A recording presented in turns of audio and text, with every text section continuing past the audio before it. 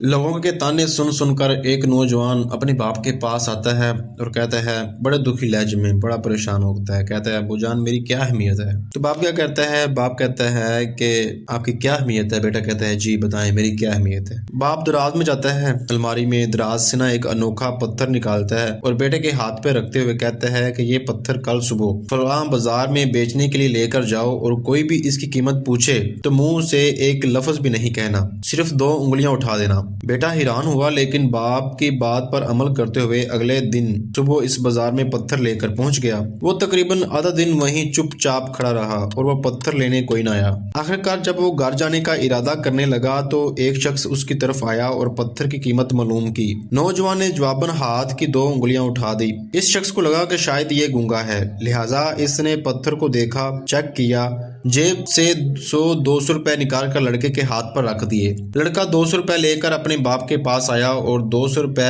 देते हुए सवालिया नजरों से अपने बाप को देखने लगा। बाप ने फिर से दराज में से वहीं एक और पत्थर निकाला और बेटे के हाथ पर रख दिया और कहा सुबह ये पत्थर फलां म्यूजियम में लेकर जाओ और कोई भी इसकी कीमत पूछे तो जवाब में वही करना जो आज किया है। लड़का इस बार फिर से हैरान हुआ और सुबह होने का इंतजार करते करते सो गया। अगले दिन वो म्यूजियम पहुंचा और एक जगह पर पत्थर रखकर खड़ा हो गया। लोग आते रहे और फिर पत्थर देकर जाते रहे, लेकिन किसी ने भी कीमत मालूम ना की। काफी देर बाद एक औरत आई और पत्थर को अच्छी तरह देखने के बाद कीमत मालूम की तो लड़के ने वही 2 उंगलियां हवा में उठा दी। औरत ने कुछ समझते हुए पर्स में से 2000 रुपए निकाले और लड़के के हाथ पर रख दिए। लड़के का मुंह खुला रह गया। वो जल्दी जल्दी घर गया और बाप को सारा वाकया बताया। जवाब में बाप ने दराज से एक और वही पत्थर निकाला और बेटे को देते हुए कहा अब कल सुबह इस पत्थर को फलां मार्केट में बेचने जाना। इस बार लड़के को इतनी तशवीश हुई कि सारी रात सुबह होने के इंतजार में सो ही न सका। आखिर सुबह होते ही मार्केट पहुंचा और एक जगह खड़ा हो गया। अभी कुछ ही देर हुई थी कि एक नौजवान लड़की उसकी तरफ बढ़ी और पत्थर को देखकर कीमत मालूम की।